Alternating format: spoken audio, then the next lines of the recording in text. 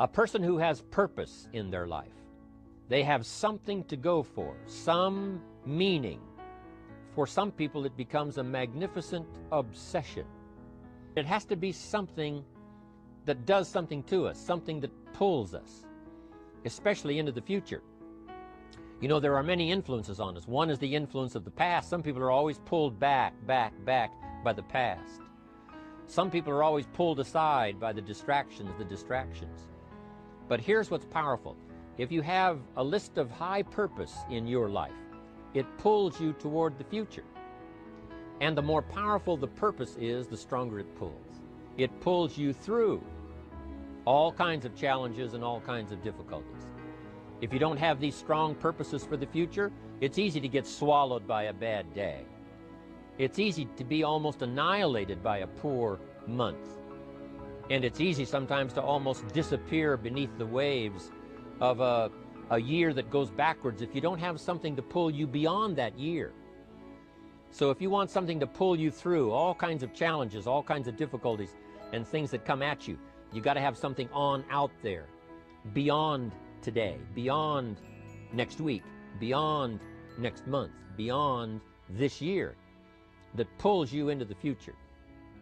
And the clearer it is, the stronger it pulls. The more dynamic it is, the more it affects your life, your spirit, your heart, your soul. It also creates imagination. It gets your mind working on how to achieve that purpose. And if your mind will work, and if your heart works, and if your spirit works, and if you have good input, like good ideas, I'm telling you, there isn't anything you can't accomplish. The ability to rise above your circumstances.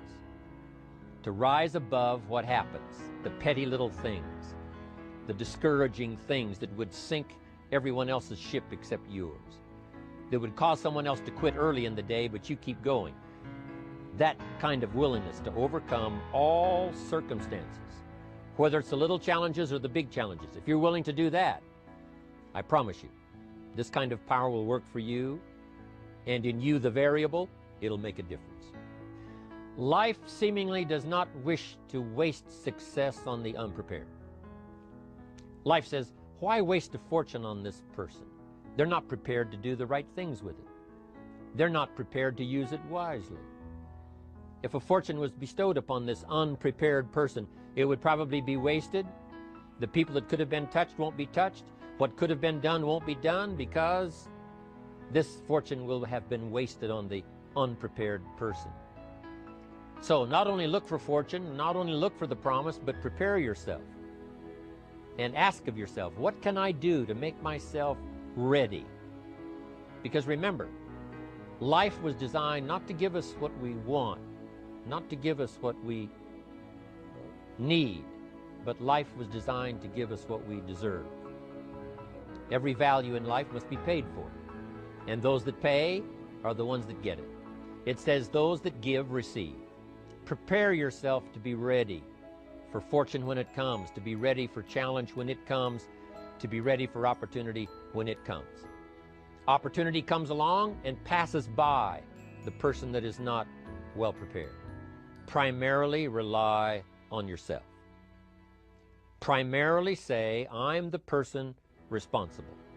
The image that others see you as, the image you have with other people. And it's very important how other people see you.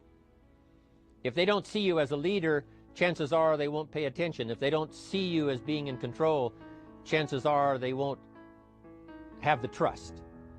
If they don't see you as knowing where you're going, what you want to accomplish, they probably won't follow. But if people can see you, if you have the image of someone that's in charge, in control of your life, your future, your destiny, in control of the situation, if they see that, that kind of image is powerful. It helps to win the day. It attracts other people. People want to be around people that are in control, that are powerful, but they know how to use their power. Influential, but they know how to use their influence. That kind of image is important. But here's a very important image, and that is your image of yourself. The way you dress, the way you talk, the way you think. your capacity for learning. All of that is an important image that you have of yourself.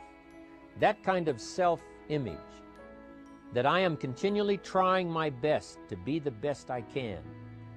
Because one of the most important places you have to look is into the future, yes.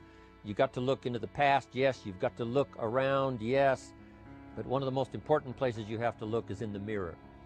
You know, how I appear to other people, that's important. But how I appear to myself is the ultimate importance. That kind of image, to where you'll develop the self-confidence, you'll develop the self-reliance.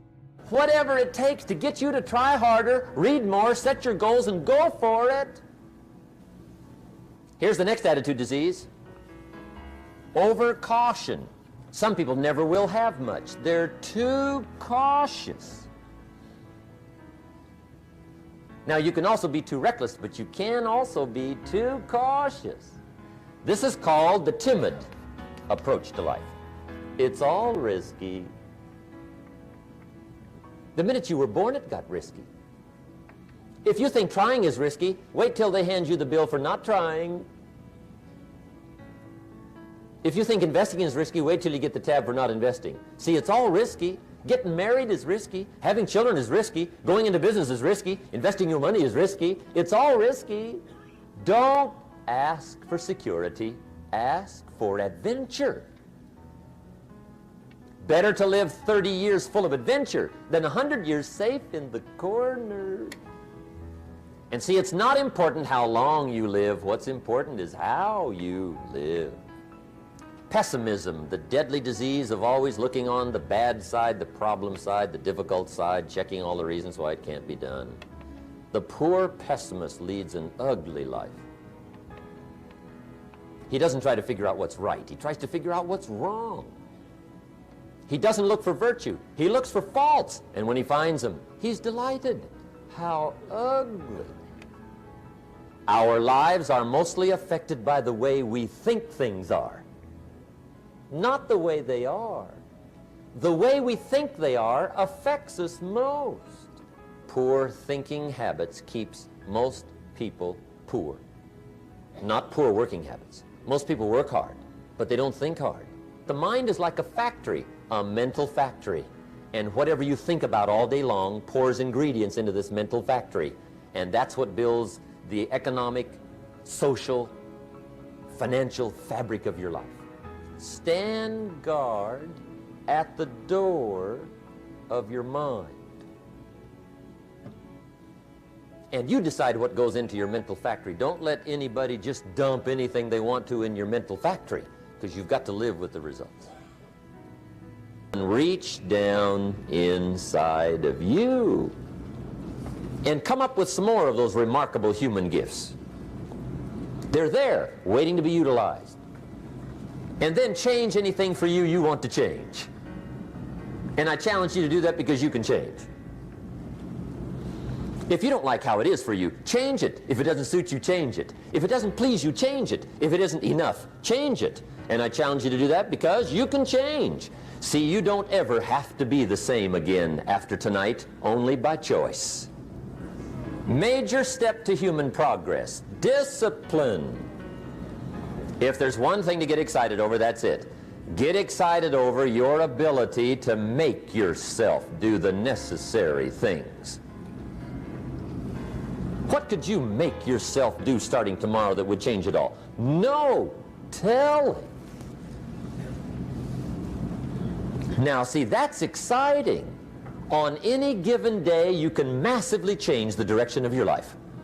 Start with the little disciplines, get excited over the little disciplines, and get right on those, because those will lead to the big ones. You can't handle the big challenges in life unless you take on the little ones. Make a list of all the things you can do, get right on those, discipline yourself for those, both for the results and for the muscle and for the practice, so that when life hands you some big challenges, you'll be ready, you'll have the muscle. But see, if you don't handle the small ones, you can't take care of the big ones. So it takes self-motivation to really alter your life.